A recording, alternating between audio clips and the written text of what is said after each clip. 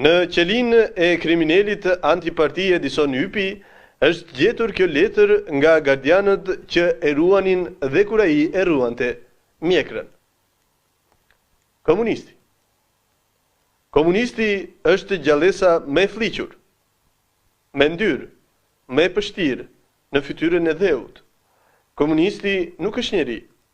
Komunisti është kafsh, shtaz, skile, derë, çakall, kukumjaçk, bretkosk, zvaranik, gafore, gjarpër, krimb, larv.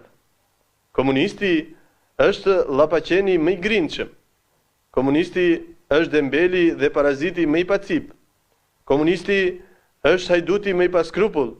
Komunisti është hipokriti më i neveritshëm. Komunisti është i pabesi më i rrezikshëm. Komunisti është i leqari më i poshtër. Komunisti është dredharaku më i qelbur. Komunisti është një vrasës i lindur. Komunisti është një frikacak i pashok. Komunisti nuk ka asnjë ndjeshmëri, asnjë dashuri, asnjë dëmshuri për asnjë dhe për asgjë.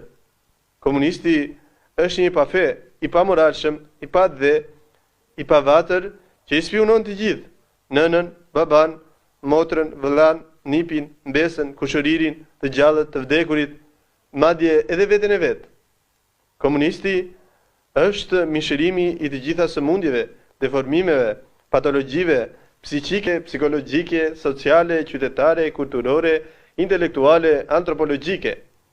Komunistin Zoti nuk e ka krijuar për asgjë tjetër veçse si shëmbëltyr se si njeriu nuk duhet të jetë. Komunisti është edhe më i skëtershëm se kaq.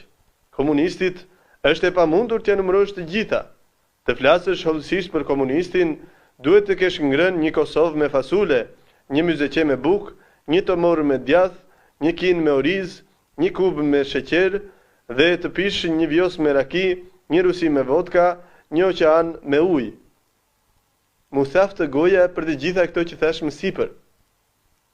Ne i themi këtij armiku të lindur që nuk ka kalat që nuk e marrin komunistët dhe qendër le të lejnë e vani karvani shkon përpara.